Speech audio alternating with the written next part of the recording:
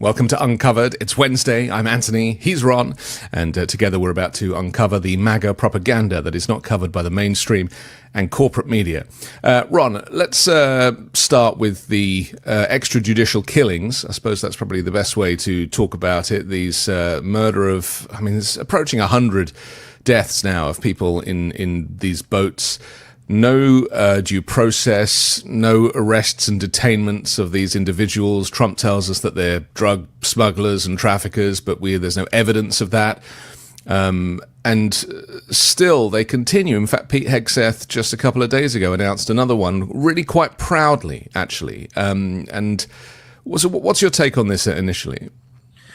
Well, I think actually Rand Paul made a really good point about this yesterday on Fox, where he talked about the fact that, he is one of the few Republicans in Congress who has been opposed to this whole thing from day one.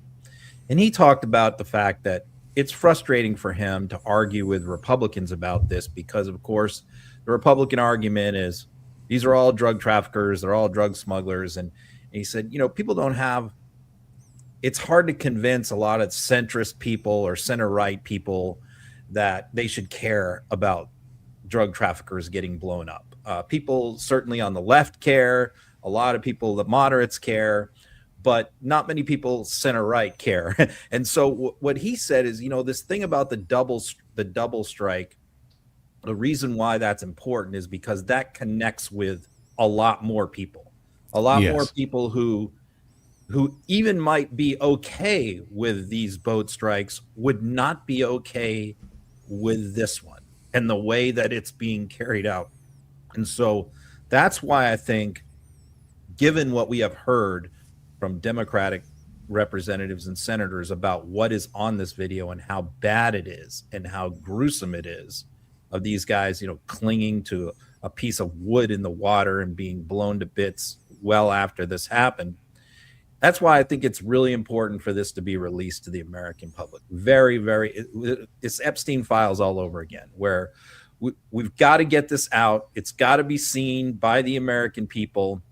When Trump was first asked about it, he said, "Oh, yes, no problem. We'll put it out." Asked about it a second time. "Yes, no problem. As soon as we get it ready, we'll put it out." And now all of a sudden, that story is changing, just like Epstein. It's Epstein all over again. Where he said, "Yeah, we're going to release everything," and then he changes. Obviously, they know how bad this is. Obviously, Hegseth does not want to release this, but the American people need to see what the U.S. government is doing. The government won't tell us anything about these people. They won't release their names. They won't release any of the evidence proving that they're supposedly guilty of anything. Nothing. The very least that they can do is release this video, because they released all the other videos of blowing up boats, every single one. This is the only one they will not release. Why is that? So this is a cover-up, basically, a little bit like the Epstein files. It's a cover-up. Maybe that's the language we need to start using. Let's take a look at Trump, who is flip-flopping on backtracking and backpedaling and covering for Hegseth. Let's take a look. Mr. President, you said that you would have Mr. President, you said you would have no problem with releasing the full video of that strike on September 2nd off the coast of Venezuela. Secretary Hegseth now says. You said that. I didn't say that. This is ABC fake news. You said that you would have no problem releasing the full bit. Okay, well, Secretary Hegseth. Whatever Hegseth wants to do is okay with me. He now says it's under review. Are you ordering the secretary to release that full video? Whatever he decides is okay with me. So every boat we knock out of the water, every boat, we save 25,000 American lives. That was a boat loaded up with drugs. I saw the video. They were trying to turn the boat back to where it could float. And we didn't want to see that, because that boat was loaded up with drugs just like everything else. But every boat we shoot down, and I don't know if you know, we're 92 or 94% down in drugs coming in by the sea. And we're trying to find who are the 6%, because I don't know, people aren't liking to drive boats right now loaded up with drugs.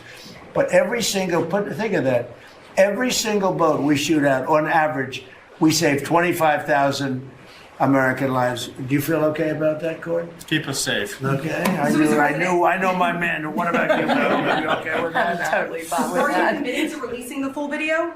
Didn't I just tell you that? You said that it was up to Secretary Hegseth. You're the most obnoxious reporter in the whole place. Let me just tell you, you are an obnoxious actually a terrible reporter.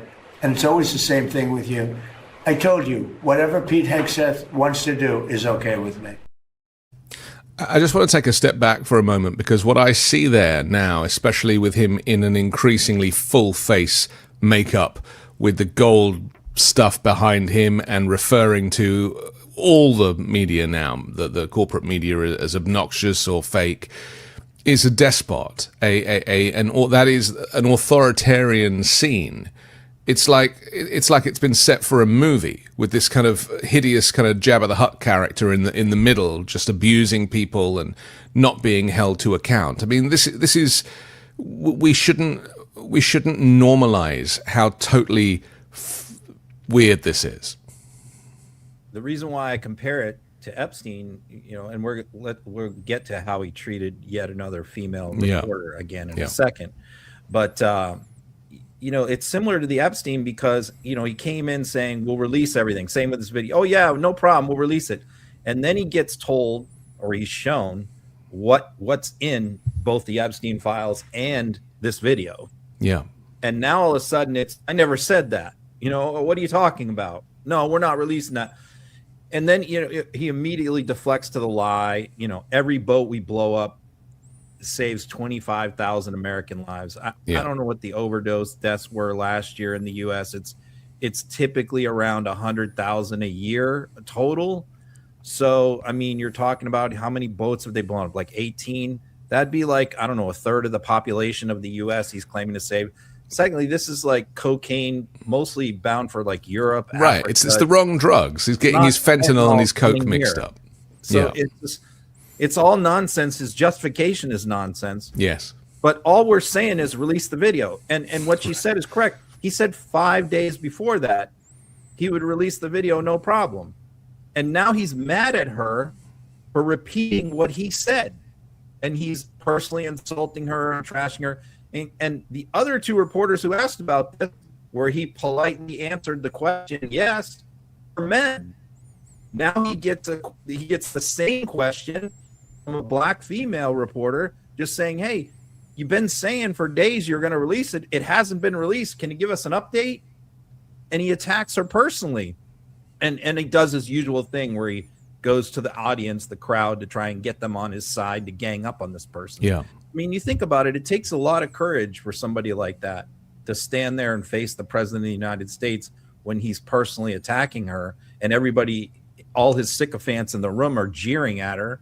And, she sticks to her guns and continues the follow-up. That's tough to do. But at some point, someone else in that press room has got to stand up to this guy and say, why are you speaking to her like that, Mr. President? I mean, you can even be respectful when you're saying it, but I mean, I would like to see a male reporter actually at some point, when he's berating one of these female reporters that work there every day, stand up and say something for once. That person will be an American hero. Might get banned from the White House, but he'll be an American hero as a journalist. But if they were real journalists, they all would have backed each other up and all probably lost their White House press access by now, all of them. And the fact that most of them don't do that, a couple have, as we know, but suggests to me that we are dealing with a very kind of mediocre media who are just playing along. And then that is, again, it's another authoritarian trope, isn't it? He needs the media. He loves insulting them. He's doing it on purpose. He knows that we are going to react to it. He knows that it will get him more ratings. And he also knows that it separates him and his regime from the media representing the people. Well, let me tell you something else that they do on this level, because what they did is when they came into office, they created all these social media accounts, White House social media accounts, staffed by people from his campaign that now work for the government, work for the White House. And all they do is put out this steady stream of propaganda. The Biden White House never did any of this stuff. Is why I've said many times, I wish we could find some kind of happy medium where Democrats can start doing some of this, but not to the extreme that Trump is doing. But they could learn something from this. But what they do is, from those accounts, those White House accounts, they blast out these clips. A lot of Democrats are unaware because they don't follow these accounts, but they blast out these clips of Trump going after media all the time. And they say, Trump put this reporter in his place. Trump owned this NBC fake news. They put out a steady stream of these clips every single day. So they hype these confrontations to their own MAGA base. They live for this stuff. They love to watch clips of Trump berating and insulting reporters. And so this is very calculated. It's part of feeding their base the raw meat that they want. Let's move on to the issue of the farmers, because again, this kind of, was that like a cabinet meeting or a press conference that he was giving? Because again, it was another one of these weird meetings where he's kind of flanked by sycophants. It was a press conference specifically about releasing money to the farmers. Yeah. Right. So let's talk about the farmers, because this is a huge bone of contention. The agriculture is a huge part of US industry. Trump obviously doesn't know anything about it, but he knows that he gets the vote of the farmers. The farmers now are struggling under his tariffs, of course, and we heard about soybeans and all the various issues that he's screwed up. I mean, if Trump had just left tariffs alone, the farmers wouldn't need a $12 billion bailout, right? Yes, and Caroline Leavitt on Tuesday morning was on Fox claiming that China didn't buy any soybeans from the United States under Biden. They didn't buy anything. And it was only Trump this year who finally convinced them to start buying soybeans. I mean, it's just blatant, obvious lies. Yeah. China last year in 2024 was American farmers' largest single importer of soybeans. They imported 27 million metric tons. They will import something like 12 this year. So it went way down significantly under Trump than what it was under Biden. And yet the White House press, you could Google that in 2 seconds. And yet the White House press secretary is on national television with no pushback claiming that China didn't buy any soybeans from the United States. They stopped buying the soybeans specifically because when Trump imposed the tariffs on China, that is when they stopped buying them. And they just recently agreed to resume. Keep in mind, during the first Trump administration, he had to do 3 separate farm bailouts. In 2018, 2019, and 2020, farmers got welfare. They got money from the federal government because of Trump's trade policies, hurt them and was putting them out of business. All that went away during 4 years of Biden. They did not need any subsidies or welfare. Their trade returned to normal. They sold their normal amount of stuff. Everything was fine for the farmers again. Then the farmers overwhelmingly reelected Trump. I think it's something like 80% of farmers voted for Trump. And here they are right back in the toilet again, begging for welfare from the government because of Trump's policies. And they'll probably vote Republican in the midterms again next year. It's like, I don't know. What are they voting for at this point? For them to get welfare? Is that basically what they're doing so they can not sell their products overseas and get government money? Is that where we're at? So it's farmers for socialism now? I was about to say they're voting for socialism, Rod. I mean, that's the crazy irony of this. Do you think Trump knows when he talks about these bailouts that that's a socialist construct? No, I think he believes his own lies. I mean, he believes his own propaganda about this stuff, that he is in reality helping them. And then in the long term, this is somehow going to benefit them in some way. Right. Well, it's more of a bribe from his perspective, because that's what he's used to doing. Yeah. It's just bribing people with cash or threatening to sue people. I mean, it gets people on side. If these were not overwhelmingly his voters, they would get nothing. And there are many other businesses and enterprises that are hurting severely because of his tariffs. He's not helping them. But that's what autocrats do. That's what they like to pick and choose winners. They like everyone in the economy to depend on the autocrat for their success or failure, like it is in Russia. So they all have to go to him, hat in hand, asking for mercy and forgiveness and forbearance or a handout. That's exactly what he wants. That's how he wants this economy to work. Yeah, I mean, Putin does it even with food on the shelves. You know, he'll ration bread, and then he'll claim that he's managed to negotiate a deal, and bread is back, and then people can go get bread again. I mean, it seems obvious, but when you're living in it, these things happen so slowly that before you look around, you've normalized something. And America has changed in 12 months unrecognizably. And I obviously do a lot of work with Europeans and talking to Europeans, and they are all looking to this nation in absolute horror. And it certainly starts with the farmers. Let's take a look at. Yes, go on. I was going to say one more thing. I mean, the chip deal with the Chinese that he also announced. Oh my God! On, I know. Monday night. I mean, I'm reading all the tech and the national security people. Right. They're beside themselves. And Republicans were dead set against. This is yet another thing. I think Ted Lieu made this comment of like, with TikTok, all the Republicans in Congress were dead set against, the TikTok deal, and Trump reviving that.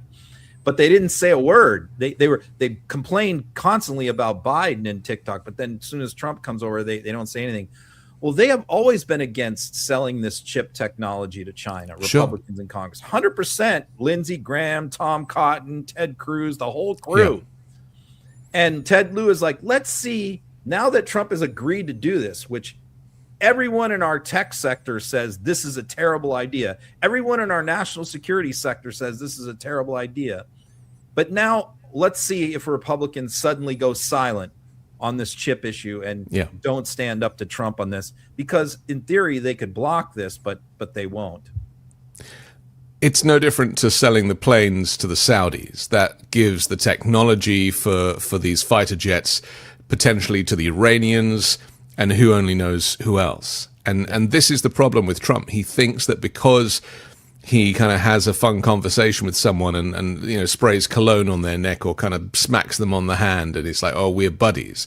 He thinks that's a relationship, and he doesn't seem to realize that that is not diplomacy, and you can't cultivate these relationships on camera.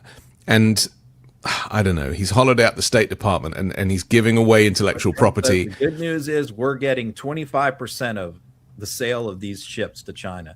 Yeah, U.S. but government's going to get 25% of the It's profit. Not, America isn't a business. We're selling out our national security and our competitiveness in AI to get, a few bucks from China. But that is the fundamental issue of why running a government like a business does not work, because government isn't business. And that's always been the argument of conservatives, fiscal conservatives. Oh, we need a businessman running it. I mean, my father used to say this to me when I was a kid about Margaret Thatcher. He'd be like, she comes from a family business, and they know about money. And it's like, that's not what government is. Let's take a look at this question from the media about the farmers. Year in 2026, as we have fought to bring input costs down, you have talked about, and even this weekend did an executive order, signed one on looking into the reason that so much of these costs have been driven up over and over. Equipment, again, fertilizer, seed, et cetera, et cetera. We have to make sure we understand why that is, and then the continuing of the additional trade deals across the world. And no longer will America be held and beholden to the regime of other countries' tariff infrastructure. Instead, we are moving our products out across the world. Yeah, they just don't know what they're talking about. I mean, nobody has any experience. Yeah, I mean, this is a really hard decision to decide who the dumbest, Trump cabinet member is. Yeah. It's sort of like trying to figure out who the dumbest senator is. It's really hard. There's so much competition. But I think she is probably the dumbest Trump cabinet secretary, is Brooke Rollins, the agriculture secretary. I mean, but here she says, we're conducting a study right now to determine why it is that farm equipment, fertilizer, and other items have suddenly gotten much more expensive. I mean, I can just tell you, when Trump was imposing a lot of these tariffs specifically on farm equipment, fertilizer, and other things, a lot of this stuff coming from Canada, the farm industry was screaming about it. Chuck Grassley was screaming about it. The senator from Iowa, who is a corn farmer, was yelling and screaming about cost of fertilizer and farm equipment because of tariffs. Tariffs what was driving the cost of these things up. And they were all, this was 6 months ago. So now you have the ag secretary saying, yes, our farmers are hurting. They're hurting for a variety of reasons. And we're trying to study and figure out what those reasons are. They know what the reasons are. It's the tariffs. The tariffs are killing the farmers. It's not only that, it's labor. You hear that also, which nobody ever talks about. But they have deported and are currently deporting a significant percentage of the labor force for farmers. It's not just the ones that they're deporting, it's the ones that are afraid to show up for work at harvest time if they see an ice truck in the area. They turn around and go home and leave the area and go somewhere else. That's what's killing farmers. Tariffs and taking away their labor. What happened to that kind of immunity clause that Trump was talking about, that his farmer friends, if they said, oh, you know, we'll, because it was basically enslavement, what he was describing is that the wealthy farmers would basically take responsibility for their farm workers, and they wouldn't get deported provided they worked on the land, and they would be in charge. I mean, he was basically describing slavery in the most generous of terms. So I've been watching this, sure, and he has talked about this several times, doing like a carve out or making some exceptions for certain industries. He hasn't done that officially as a policy, and I think the reason is because Stephen Miller doesn't agree with it, and it's easy for Stephen Miller to distract Trump, and Trump gets those phone calls from these business owners, from these farmers, CEOs of different companies that want carve-outs for their labor force. And he says, oh, yes, I'll look in, I'll do something. And then I think what happens is Stephen Miller says, oh, yes, sir, we're looking into a way to do that. And then 5 minutes later, Trump is on to something else and has forgotten all about it. So that's really what's happening, is there really hasn't been any policy changes making exceptions. The only question is, like, would Trump ever tell, or Miller ever tell Homan, you know, hey, just don't target this particular industry, don't target this particular area, don't go here, don't go there. I think there could be a lot of that going on, but there's been no official policy change. Is it me, or has Tom Homan gone a bit quiet since there was that controversy about the 50 grand? Yeah, for sure. He's done a lot less TV appearances. I just saw the numbers that just came out. Media Matters put out the top 10 Trump officials who have been on Fox News and how many times they've been on. And Homan was number one by far. There was nobody else even close. He had been on like 130 times this year on Fox. But you're right. That number has gone down a lot recently since that happened. But I also get the sense, I certainly got this sense after, because Stephen Miller, I think was number 2 and on the list of the number of times that he's been on Fox. And he was on a lot leading up to the elections in New Jersey and where was it? New Jersey and Virginia. He was on a lot leading up to those, arguing why people should vote for the Republican candidates. Obviously, it was a disaster. I think maybe what's happening is the political side of the House is saying that Homan and Miller are not helping us politically. They're not going to help us with the midterms. These two guys are toxic. People hate them. Your hardcore MAGA people might like them, very hardcore far right, but nobody else likes these people. Kristi Noem and Levitt are more likable than these two people, and they're as bad. Hegseth is even more likable. So I think that there's probably this push-pull of like, they love being on there, but I think the political side of the House, your Susie Wileses, those kind of people are basically like, these guys are hurting us more than they're helping us. I feel, and it's just a hunch, and tell me if you can corroborate this, that as Trump deteriorates, and there is clearly a deterioration of his capacity, his kind of mental capacity, whether it be dementia, it's probably most likely dementia, but, combined with his personality disorder, that there is more and more far-right language spewing out of his mouth, which I guess is being whispered into his ear by Stephen Miller. And I just want to mention very quickly this his recycling in this Politico interview these far-right tropes about Eastern European immigration and about Ukraine and everything else. I mean, the rhetoric is ramping up. And there was a line in the interview which just stuck out to me, and it said, they show me reports. That's what he said. They show me reports. Yeah. And that really triggered me into thinking, hang on a second, Trump will do no investigation of his own, apart from maybe asking a buddy on the golf course. So it's literally whatever Stephen Miller puts in front of him in a kind of bullets, like 6 written in crayon, large letters, and the word Trump in every sentence. So he looks at it. But I feel like Miller and all of them feel that the midterms are just a year away. They're having to ramp up this stuff. Obviously, since the shooting of the National Guard, that they've used that as an impetus to kind of turn the heat up on the immigration language from 19 to 30 countries that they're banned, and then now canceling. They're canceling the interviews, for people who are seeking to get citizenship. This is very serious stuff. Do you also think it might be Miller in Trump's ear?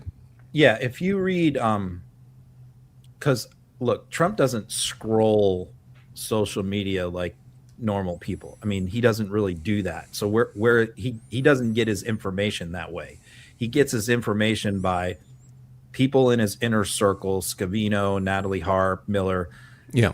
Printing things out and clipping them for him and putting them in front of him. So Right. That's how he gets his news. That and watching Fox. Those are his two. So he doesn't like scroll Twitter and he's not following a bunch of people and reading them. That's not how he gets his news. He gets his news watching Fox and what's handed to him by the people around him. Now, if you follow right-wing social media and right-wing news sources about Europe, it's very consistent. It's just a steady drumbeat of Europe is completely overrun by migrants. There's widespread, mass murders, sex assaults. It's just every crime is amplified, just like they do here. But I think even to a greater degree, the American audience is fed by American right-wingers and others, Russian influenced, a steady diet of Europe is coming apart, and it's all because of immigrants, right? And that's why they're supporting all these far-right parties. So when Trump said that in the interview, I'm like, who did he get that? Because he did say that. He's like, Europe is coming apart. It's falling apart. It needs to go back to the way it used to be back in the old days, not what it is now. And he specifically singled out the mayor of London as being who's very pro-immigration, as being very terrible. And so that he's not reading any of that stuff from actual news sources. That stuff he's being told by people like Miller and Musk and others, right? Yeah. Just for the record, Europe is thriving, and Europe is also joining forces with Canada, and the US is really being left out of these alliances. But, this is the beginning of the end of the transatlantic alliance, as Europe is now waking up to see it. And people like Friedrich Merz in Germany, I don't know why it's taken them 10 years to realize that Trump is a fascist. They have history there. They could have seen the patterns. We've been saying it for long enough. I mean, come on, please. Don't trust this guy. My only criticism of European leaders is the same, I think, as a lot of people in Europe, which is wake up. They still don't understand. It seems maybe they're now starting to figure it out, but correct. Trump is going to back out of Ukraine. He's going to back out of NATO. He's not your friend. He is on Putin's side. And I think so many of them have been in denial. They've just been like, we'll bring him around. We'll fly in. Well, because there is a default of goodwill. People give people the benefit of the doubt. But this was always going to be his plan in his second term. I said this back in 2020, that his plan he knew he couldn't do it in his first term and win re-election, pull out of NATO, decouple from Ukraine, all that kind of stuff. He knew he couldn't do it in his first term and get reelected. His plan was always to do it in 2021, 2022, which is Yes. also why I said that's why Putin planned to invade Ukraine then. He planned to invade Ukraine in Trump's second term when Trump would not assist. And had that happened, people say, what would have happened if Trump would have won? If Trump would have won the election, Zelensky would be dead. Yes. Ukraine would be Russian right now. That's the bottom, because he would not have provided any assistance to them. Right. He would have let them be conquered by Russia. And let's face it, U.S. intervention, targeting intel, and the bravery of the Ukrainian people saved that country in those first few weeks, those crucial first few weeks. Without our help, I don't know, as brave as they were, that they would have been able to withstand the initial onslaught to get their bearings and ramp up their military. So that was always the plan. And here we are. Trump's second term was delayed, but the plan is being implemented. Yes. And Do you Putin think- has no intention of resolving this peacefully.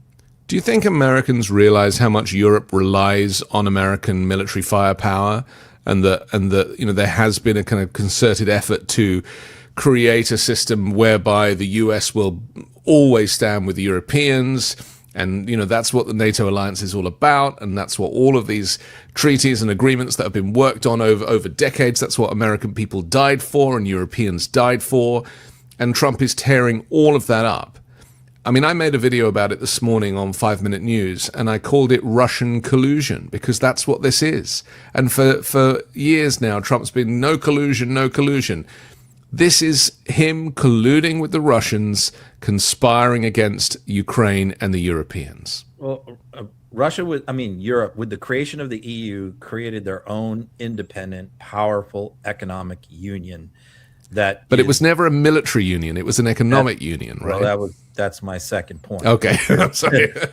That's where I was going. Which Okay. is they now have to do that because I think they now have to do that militarily, because I think what they felt is they didn't need to because of NATO and because of the U.S. Sure. But now I think they are finally, hopefully, waking up to the fact that we basically need an EU, a strong EU military, or a strong coordination between the member states. But I mean, you hear the EU just socked Elon Musk with a massive fine.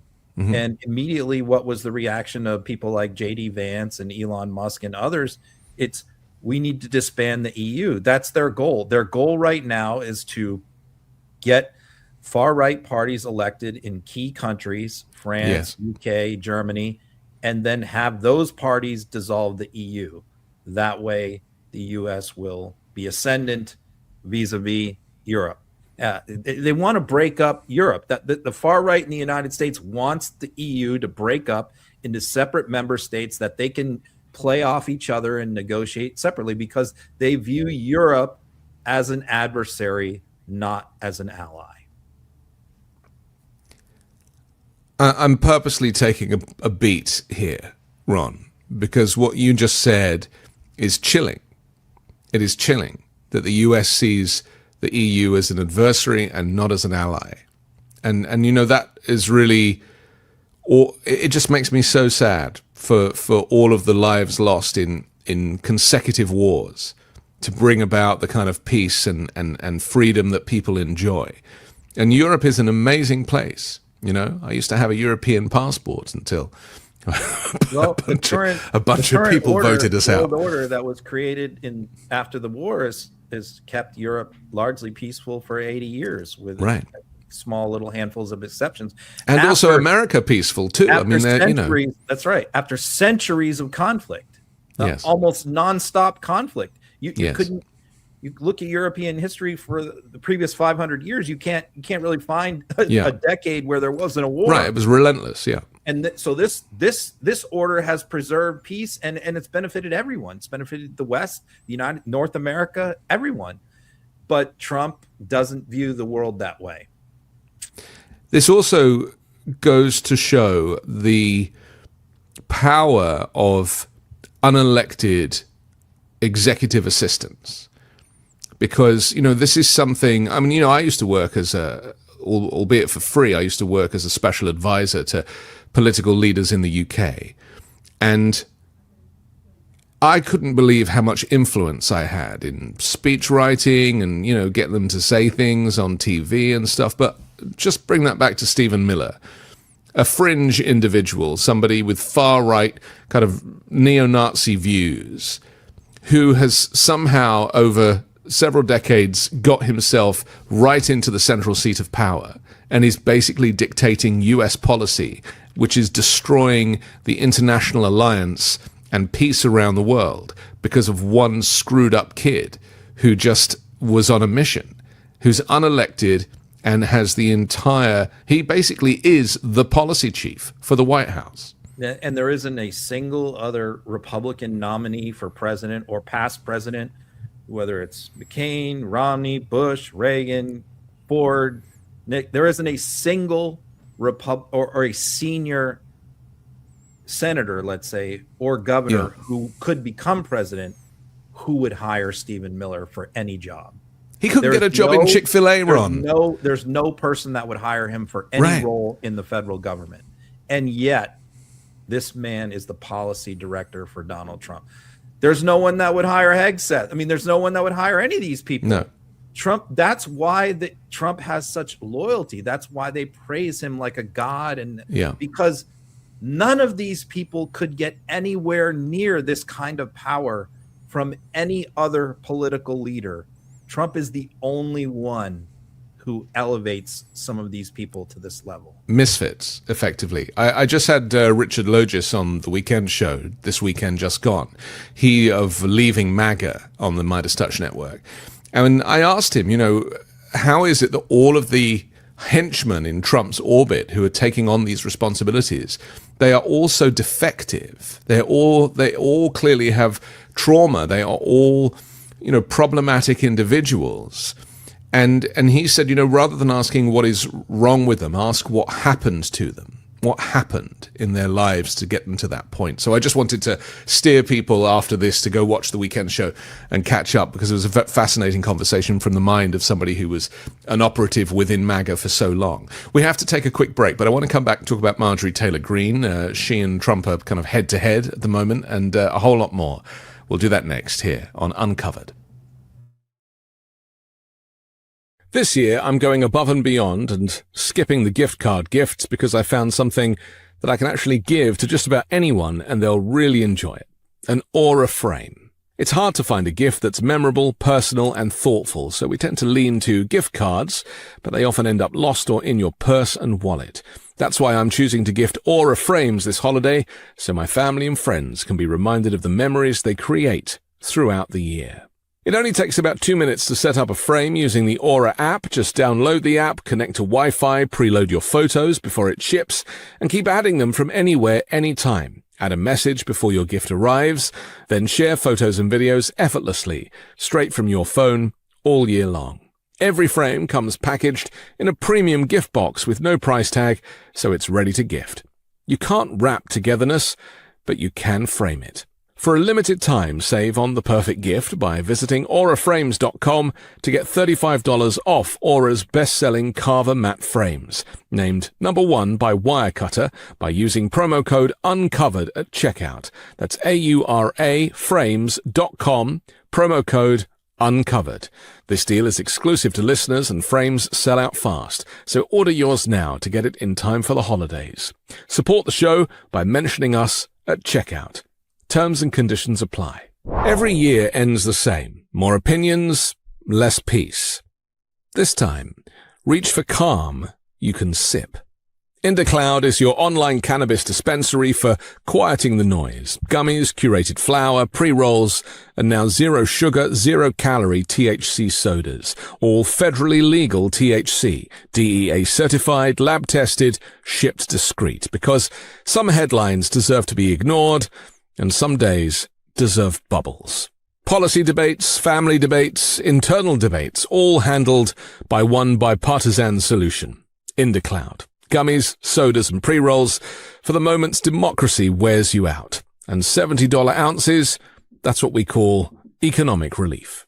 This is how adults log off, mindfully, and maybe with a little fizz. If you're 21 or older, visit indacloud.co and use code UNCOVERED for 25% off and free shipping. That's indacloud.co, code UNCOVERED. 25% off, free shipping, and one less headline in your head. Enjoy responsibly, and thanks to IndaCloud for sponsoring today's much-needed quiet. Welcome back to The Pack, and you can find links to our sponsors in the description below. Okay, Ron, let's talk about Marjorie Taylor Greene for a moment, because, I'm hoping this is a woman that has been mocked widely, including by us, and she actually could be the one that kind of lights the touch paper for Republicans in Congress to kind of quit and for Democrats to take their seats. Would you agree with that? Yes. I mean, obviously, I intensely disagree with her on most things, on a great many things. Sure. We've been talking about Europe. I mean, she's one of the worst on Ukraine and Russia and all that. So she's I wouldn't say she's as pro-Putin as some of the others, but she's definitely like isolationist. We shouldn't have anything to do with Europe. We should walk away from NATO, that kind of thing. Yeah. But yeah, I mean, I think she has a constituency and within the MAGA base, within the Republican Party, there's still people out there who defend her, even with all of this going down. And so I think that every person like Marjorie Taylor Greene who comes out and criticizes Trump, and I think it is important, is valuable, but also it's the Trump reaction. I think that the fact that Trump has attacked her so viciously and so personally really, I think, shocked a lot of Trump supporters because they loved Greene. I mean, I can tell you that I went to a Greene rally in Florida years ago to cover it. She was there with Gates, and I can tell you that she was the star of the show. They loved her way more than they loved Gates. But that's what Trump hates, right? Star. Trump is terrified that people might like her a little bit more than him. Maybe that's it. Maybe like he actually feels threatened. It's one thing for like a Kinzinger or Liz Cheney to complain because they don't really have a constituency inside his base. But when you have someone like Marjorie come out and criticize him very forcefully on several different things, that's more personal to him. And that results in much more of a venomous pushback from him, because now this is going right at it's the same thing with Epstein. That's why he was so upset about Epstein, and because it goes to the heart of his base, his support, his MAGA base that he has built. So I think that he really wants her to go away, and seeing her on 60 Minutes this past Sunday just completely enraged him, because there's two things at work here. Number one is, despite the fact that she's announced she's leaving Congress, she's clearly not going away, and she's going to keep blasting away. And her criticisms in that interview are even somewhat harsher on some things than they have been in the past. And then number two, he thought he had 60 Minutes taken care of. Right. With the Paramount merger and the Ellisons taking over and Barry Weiss taking over, he thought that 60 Minutes was tamed, that they were under control, that this was going to stop and anything anti-Trump was not going to happen anymore. And so he raged, not his long, lengthy rage post about this. The first part of it was attacking Greene, which I think I included there, but I cut it off because this was a very long rant where he, as usual. The second half of this was ranting about CBS and 60 Minutes and Paramount, saying, I thought we were friends now. Why are you doing this to me?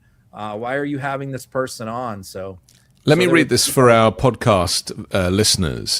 He posted, the only reason Marjorie Traitor Brown, brackets Greene, turns brown under stressed, went bad, is that she was jilted by the President of the United States. Certainly not the first time she has been jilted.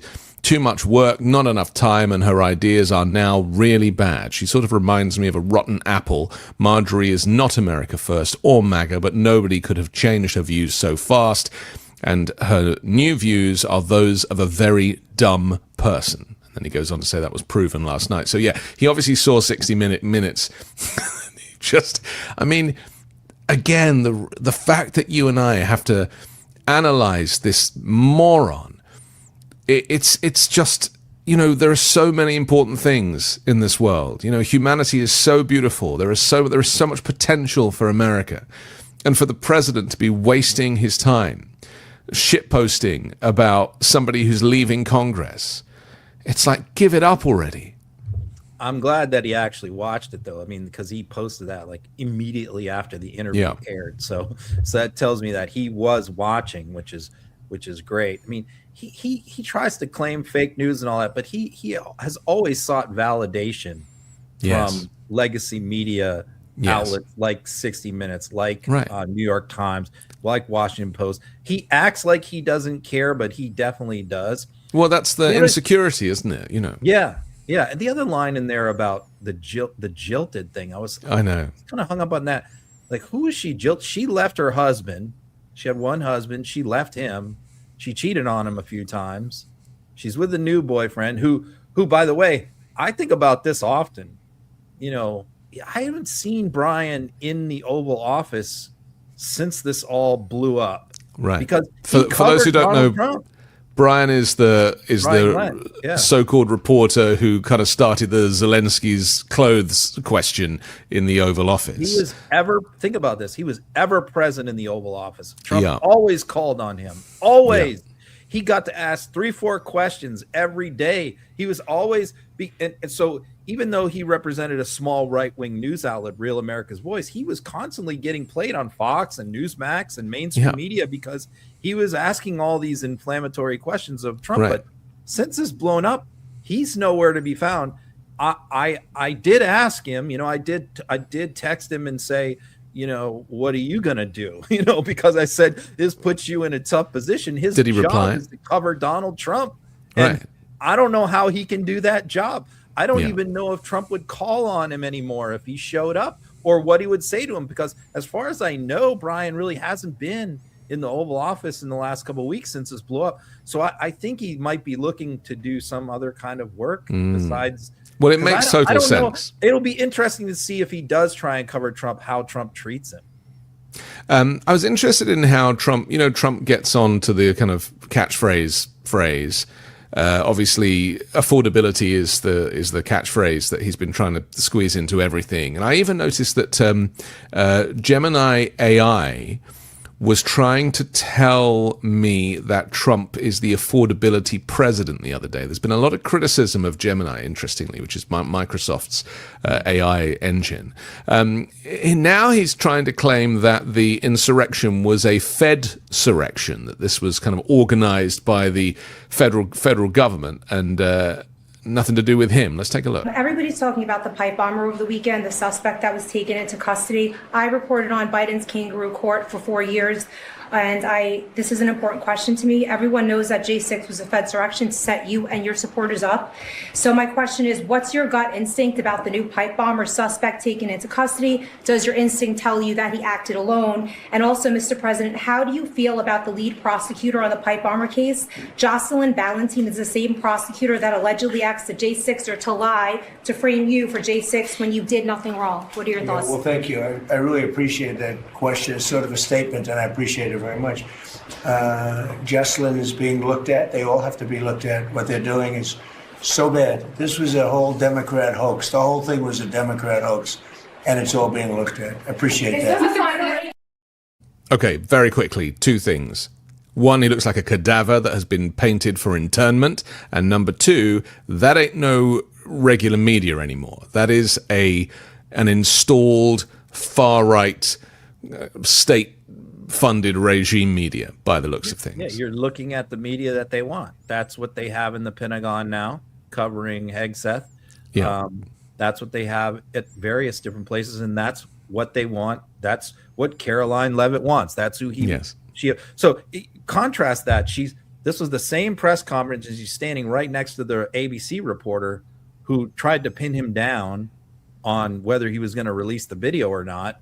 They're standing right next to each other. So contrast the 2 things, you know, how he treats each one. One just says, you said 5 days ago you were going to release the video. You haven't. What's going on? And he berates and attacks and insults her.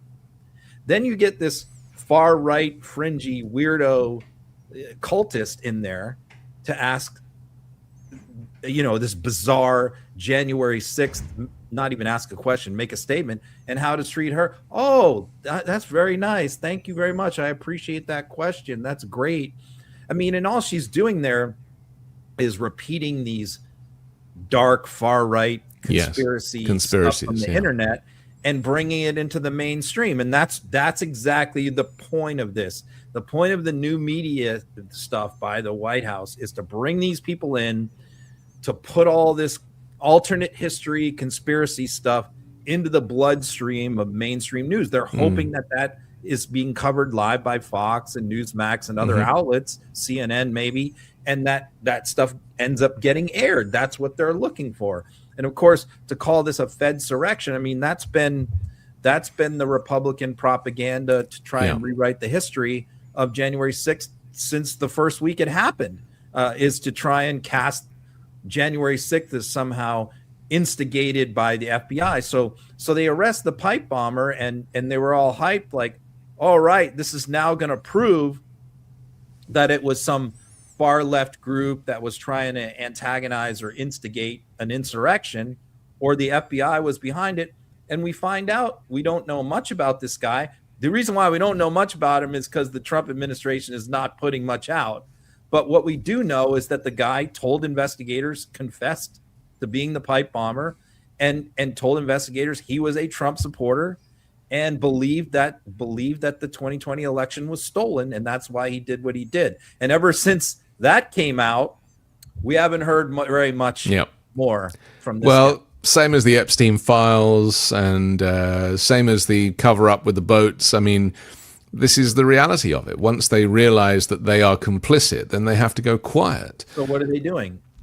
You heard in that question, they're targeting the prosecutor assigned to the case, and claiming that she is hostile to J6 type people, because they're worried. I think that they're worried that their alternative narrative about the J6 pipe bomber now is going to be blown up. If we learn, we should already know the full statement of what this guy said, but we don't. We know little bits of it that were leaked out by somebody. That's it. This kind of posturing of the media, where because Trump, is an empty vessel, he doesn't really know anything about anything, any time, and so many over the last 10 years. So many of his policies seem to have been born of the media questioning him during press conferences or outside Marine One or something, and you see him being like, hey, what? Oh yeah, okay. And then within 48 hours, it's become policy. I've never seen that in any other country in the world, where there is this influence from the media, invariably the kind of right-wing, far-right media. And that's what they want. They want all of them to be like that. Yes. That's what they are all like that at the Pentagon now. I mean, if you watch they had their first Pentagon briefing of all their new media, and it was a joke. It was ridiculous. You had Matt Gaetz in there and all these clowns, right? And it was all stuff like this. There's no legitimate questions. And by the way, I've been following all these new Pentagon and White House correspondents from far right, and I keep waiting to read the stories that they're breaking. What are they learning about the government that they can tell us about that we don't know? Yeah. What new information are they bringing to light on the boat strikes or the budget or whatever it is? Nothing. They don't write any stories. They don't. Well, because it's theater, right? It's just theater. It's for the moment, and it's for social media. Is videos and pictures of themselves hanging out in the White House and asking the question. Asking the question. They don't actually create or break any news. Alina Habba, another big favorite of ours. She, that's irony for those not listening carefully. She's now been forced to resign, or has resigned herself from her position as attorney. Remind me which attorney she is. She's the New York State attorney. New Jersey, that's right. Yeah, because isn't she from Jersey? Because she said in one of her quotes, "You can't take the jersey out of the girl." Yeah, that's how she met Trump. Was at Bedminster. That's right. So just explain before I show the clip. Her husband got a membership at Bedminster. That's how they ended up. Yes. So just explain this. Trump saw her. She had the face that fits. They all have. Mar-a-Lago obviously has one plastic surgeon who just goes from household to household and offers a kind of bulk discount, I presume. So what's the story here? Because, she was basically acting illegally, similar to Lindsay Halligan, I guess. Just she shouldn't have had this job, and therefore any cases that she brought, in the case with, James Comey getting off, other defendants would also have the right to say that she was illegally placed in that role. Yeah, so what was happening was she couldn't get the votes to be confirmed. She couldn't get the votes in the Senate, which means she couldn't get Republican votes. Because the Republicans have enough votes. If they all vote, anybody can get through. And she didn't have the votes because she's totally unqualified and unfit. So Trump tries to install her there as an interim along with Pam Bondi. And the plan is like, okay, we'll just ignore the Constitution and the Senate advice consent. We'll just keep this person on indefinitely when the law says they can only be there for 120 days before they have to be confirmed by the Senate. If they're not confirmed by the Senate within the 4 months, they're out. Yeah. And she just wouldn't go. And what happened is the defense lawyers were filing motions, trying to have indictments thrown out. Trial judges were ruling in their favor. It went up on appeal. And the appeals panel unanimously, including Republican-appointed judges, ruled, yes, she's not serving legally. She's not supposed to be there. And she just kept refusing to leave. And what was happening is it basically puts everything that office is doing in jeopardy. And you're talking about, I don't know what they have, 1,000 prosecutors. It's not just, people don't really understand how much U.S. attorneys' offices do. It's not just federal criminal cases. They do so much more. They do bankruptcy. They do civil things, tax cases. Mm-hmm. There's so much that they do, national security stuff. There's so much that a U.S. attorney's office does that never even makes the media. And all of it could be nullified, could be null. Every civil settlement that they reach, every plea agreement, every search warrant could all at some point be invalidated. And I think that's the problem that they were running into, was that the trial judges kept giving the assistant U.S. attorneys coming into court each day a hard time, saying, this person's name is on your pleading. U.S. Attorney Alina Habba, she's not the U.S. attorney. She's not legally. Why is her name on this pleading? And it just got to the level where she had no choice. She just had to leave, or it was going to put in jeopardy thousands of investigations. And what was the excuse that she gave, though? Because, how did she present it? She said, it's not over. We're still appealing to the Supreme Court. We're still fighting this. And, we'll live to fight another day kind of thing. Right. That's just a face-saving thing. Most likely Trump will find some other job for her somewhere. But then the other question is, Lindsay Halligan is in the same boat in Virginia. Yeah. The judges there have ruled she's serving illegally. So whereas with the Boss case, she's left, the Halligan refuses to leave. And that's that's an even more important office than the New Jersey office, because they deal in the Eastern District of Virginia with a lot of very high profile espionage cases, government related cases, corruption cases, really serious stuff in that. all of Trump's cases, basically. Yeah. Right. And so, what you have is, again, all the judges are saying they're really giving the assistant U.S. attorneys, the career prosecutors, a hard time when they come to court every day, warning them that what they're doing and what they're saying is not legal and not lawful because the U.S. attorney is serving illegally. And so you actually had on Monday, Pam Bondi and Todd Blanche put out a very long joint statement to the press attacking the judges in Virginia, saying that they're giving our people a hard time and this is wrong, and that these are activist judges.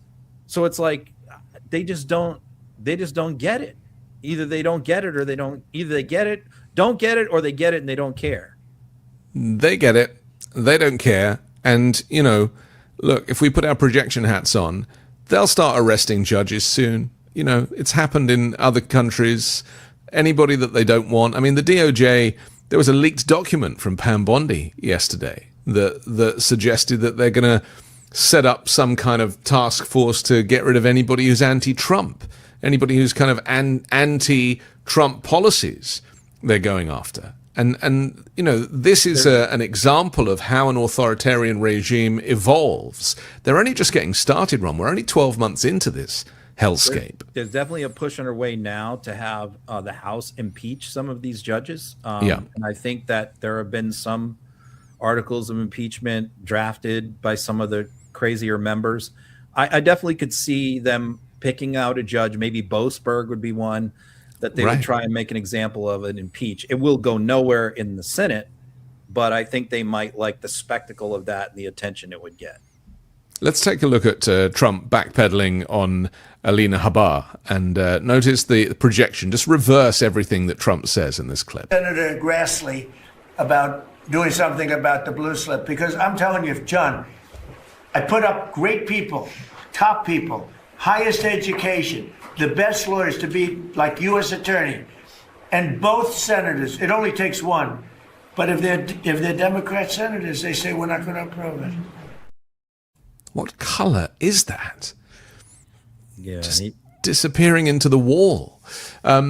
Okay, we don't have very long, but we've got a couple more things. This Netflix Warner Brothers merger thing is very interesting, isn't it? Because, you know, again, this is about media ownership. This is about, I mean, these figures that we're talking about, these huge deals that, you know, and Trump wants a commission on everything by the sounds of things. Where is Trump's allegiance here? Who does Trump want to ultimately be successful? Well, he wants Paramount. He wants Paramount to buy Warner Brothers for sure, because those are his guys, the Ellisons, you know. Yeah. And so they were in play. Netflix had a bid, and another company, I forget which one, also was involved in the bidding.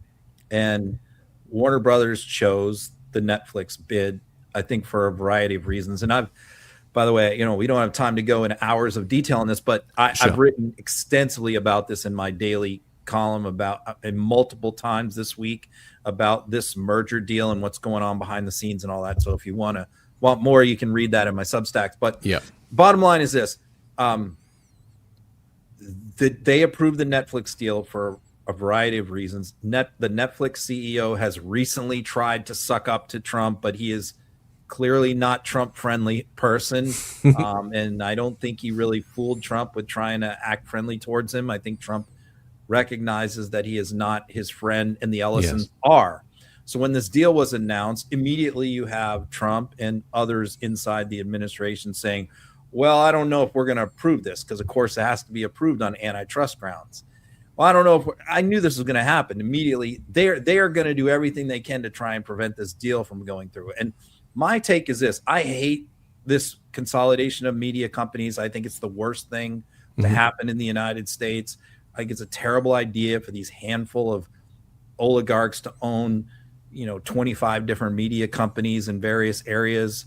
And we've got to do something about it. But both administrations has allowed this to happen. I wish they hadn't. So when this first got announced, I noticed several Democrats were like, Elizabeth Warren was one, and several others were complaining about the Netflix deal. And I'm like, look, I'm against all these mergers too, but if it doesn't go to Netflix, it's going to go to the Ellisons. Right. And it's just going to make them more these right wingers that are Trump pals in control of yet more media companies. And by the way, the real crown jewel in this, what Trump really wants out of this, is because the Netflix deal doesn't involve CNN. It keeps CNN out of the deal because Warner Brothers owns CNN, keeps them out of the deal. But the Paramount thing includes CNN in the package.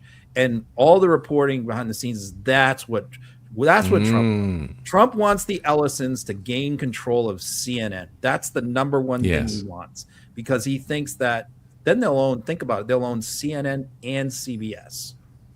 Trump pals. That's what he wants. So it would not surprise me to see him not approve this deal and to try and force it to the Ellisons, which is outrageous. No president has ever gotten personally involved in this. This is supposed to be done by career prosecutors in the antitrust section of the Department of Justice. But Trump has already weighed in immediately and said, I'll be deciding this. No president has ever decided an antitrust merger before in the history of the United States in any industry, but he says he is personally going to decide this one. Let's take a look at the NEC director, Kevin Hassett, on this. Hey, Kevin, one other question we've been batting around the table this morning was the president said just yesterday that he was going to be part of making the decision about this Netflix transaction with Warner Brothers. And at least the comment that we were making in the past is that the president, this president and presidents prior, I believe, have never at least publicly declared their involvement in these decisions. They've historically been left to the antitrust department with inside of the Department of Justice. So how different is this, and how should we think about that? Well, I don't think it's, just rare for presidents to have opinions about big society-changing mergers. But in the end, the Justice Department is going to study things like the Herfindahl Index, the concentration in this industry, the amount of competition that is reduced because of this big merger, and, what the responses of all the other companies that are playing in this space might be. That's going to be something that goes on for quite a while. And I think the president is just very interested in making sure that there's a lot of analysis to make sure that we make the right choice. You think that I stopped it there only because... But, I mean, that's not what he said. Yeah. He said it's not unusual for a president to express an opinion about mergers. Correct. Well, it is pretty unusual, but that's not what Trump said. Trump said, I'm doing this one. Yep. He didn't say he has an opinion. But this is the fundamental problem, isn't it? Yeah, that's a big difference. Well, everyone's just cleaning up for Donald Trump at the end of the day. Let's talk finally about the airports, because Sean Duffy, who's the transportation secretary, he's now blaming the great unwashed for using the airports and suggesting that it's important for passengers to kind of make a little more effort when they're out and about using the airport. Let's take a look. Pretty wide open on what airports want to ask for a grant, but it might be, I want to expand the play areas for kids. I want additional nursing pods for nursing mothers. Maybe I want a workout area where people might get some blood flow and doing some pull-ups or some step-ups in the airport. But it could be any range of things. Maybe you want to work, I know this is TSA, but we're going to help on this as well. Maybe you want to have a different lane for families to get through TSA. How can we make the experience better as you come through an airport? $1 billion is going to go to that. This guy is so weird. I'm referring to a public information film that I saw him make the other day. Did you see it? Where he's saying, you need to be more respectful if you're going through the airports, and just trying to kind of put the impetus on the passenger to be better. Meanwhile, Trump has got rid of all of the rebates or the refunds on delayed flights and all the stuff that Biden brought in. All that good stuff has gone. And in return now, they're going to have the opportunity for you to do some pull-ups at the airport. Let's have a quick look at Pete Hegseth getting involved. Yes, sir. 1, 2, 3. Wait. 4, 5, 6, 7, 8, 9, 10, 11, 12, 13. RFK Jr., my mistake.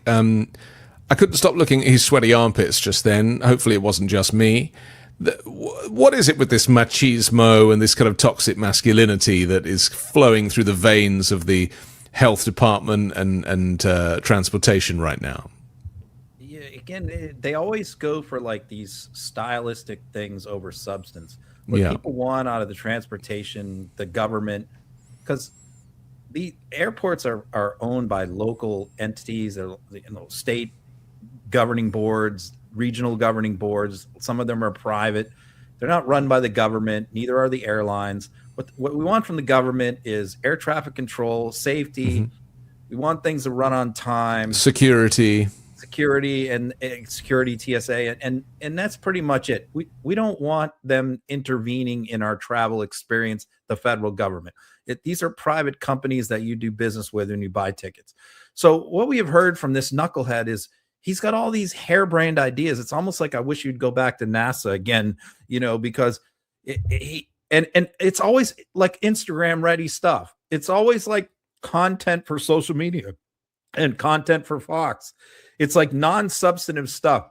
He spent the last 2 weeks talking about his initiative, which he can't impose on anyone, a dress code, about having people dress up. And I think this goes back to like in the 50s and the 60s, you know, travel used to be such a big deal and everybody it was glamorous. Right. And we stopped doing that, you know, probably in the 80s, you know, and now people wear very casual clothes. I certainly always wear like sweatpants and t-shirts. Yeah, and, you've got to wear your comfies, of course. I'm comfortable. I'm definitely not dressing up to fly. Yeah. But that's what he wants. You know, he went through, we need to start dressing better when we fly, as if that's going to improve everyone's experience. And he talked about, he even put out a video where he had a flight attendant talking about, you know, wanting people to dress better and all this kind of stuff. Yeah. And now he brought in RFK Jr. because he's bringing in the health, the fitness thing, because his latest idea is to set up like gym and workout areas in the terminals so people can work out before they get on their flight. And people have commented like, yeah, that's exactly what we want, is somebody to like dress up in a suit like RFK there and do a workout in their dress clothes, and then have to sit next to them on the plane while they once they've schwitzed through their shirt. I mean, like, where do these guys come up with this stuff? But this is the point, is that it exposes quite how dumb they are, right? It exposes how they don't have a decent idea between them. It exposes where they're at, you know, this kind of masculinity thing, and it's just horrible. It bears no resemblance to what America actually looks like, and it's very frustrating. Also, really, what this is about is they just wanted to have a pull-up competition between them and film it on camera, so they could post it on social media. Yeah, because they did. They had a pull-up competition against each other, and RFK won, by the way. Obviously, it's the performance enhancing drugs, steroid, human growth hormone, and abuser. So it's like we're supposed to be impressed by that. Like, okay. When I heard that they want to have an Olympics for people that take performance enhancing drugs, I was like, it tells you everything you need to know. Junior's idea, right? This tells you everything you need to know about the MAGA Republican Party. Yeah, I know they are. It's not even a PR stunt. It's like an actual thing. They're actually doing it. Yeah. Listen. Final thing, I've saved the best till last because it was the funniest and also the most tragic, and that is Donald Trump, who will never get a Nobel Peace Prize. Let's make that clear. You don't do extrajudicial killings and deport people and abduct people off the streets and be a racist and get the Nobel Peace Prize. So let's just make that absolutely clear. But you can convince FIFA to make up a Peace Prize and give it to you and look shocked and surprised, and then when they show you the medal, say, oh, I definitely want to put that medal on because I want to feel like a child on sports day. Let's take a look. Prize, this is your Peace Prize. There is also a beautiful medal for you that you can wear everywhere you want to go. I'm gonna wear it right now. Okay, let me hold. Fantastic. Excellent.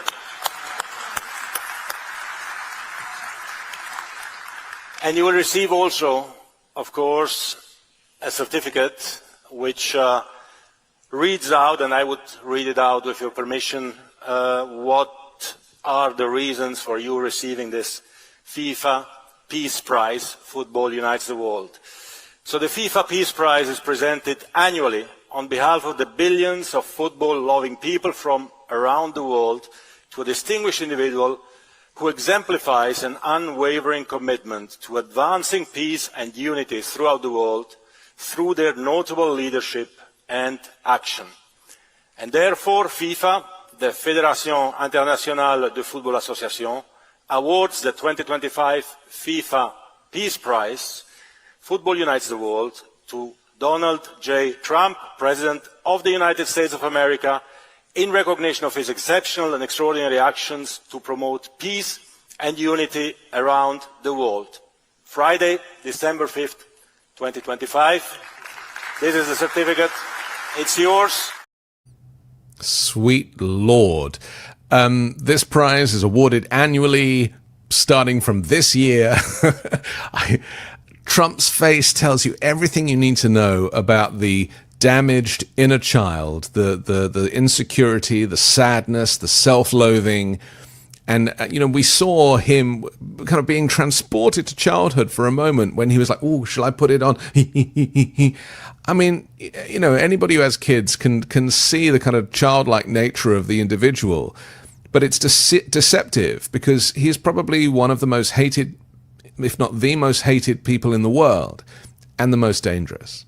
You watch that and he's being treated as a toddler. I mean, that's how he's being talked to, like a little child. It made me think of, the days when I used to coach T-ball, like 4 or 5-year-old kids in baseball, and you'd have the end of the year pizza banquet. Right. And, you'd whip out these participation trophies that mean nothing. Just you completed the season.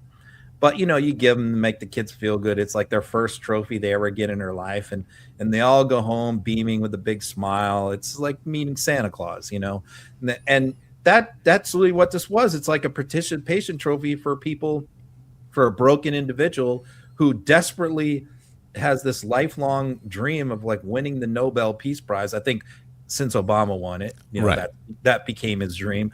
So, he wants this thing so badly and he can't get it and he hasn't get it and he talks about it all the time. So then you have this FIFA president who, by the way, of all the world leaders in the whole world, who has met with Donald Trump in person, had more one-on-one meetings, the most of anyone, Zelensky, Putin, the FIFA president. Yeah. He has had more one-on-one meetings with Donald Trump than any foreign business leader or political leader in the world. And so, because there's a lot that he wants from the U.S. government as we ramp up to host the World Cup, a lot that he wants. And it's a logistical nightmare, especially with our new visa laws in place and all of that stuff. Oh man, how is that going to work out with accreditation and immigration? It's going to be a disaster. Nervous about coming, so he's got a lot of problems on his plate, and he wants Donald Trump to solve these problems. And so he knows how to play him. The last time he met him a month ago in the Oval Office, he brought him this big trophy. That's right. And Trump grabbed the trophy. So now he gets this idea a month ago to create this FIFA Peace Prize. And this was literally created a month ago for this moment. And he's in some hot water from his board because he got no approval. He didn't go to like the FIFA board members who are all pretty powerful. And, people take FIFA pretty seriously. Right. And it's known to be a corrupt organization over the years. Yeah. And they're supposed to present things like this to a board where they all vote on it and they approve. This guy didn't do any of that. He just announced it and told his board members, this is what we're doing.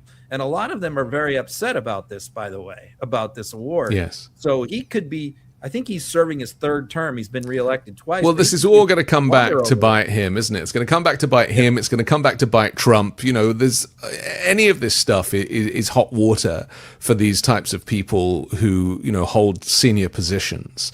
Listen, we have to finish, but I'm so grateful for the chat. Thank you for joining us on Uncovered for this week. We'll come back next week and do it again. Download the podcast that drops later tonight and check out our sponsors in the description below.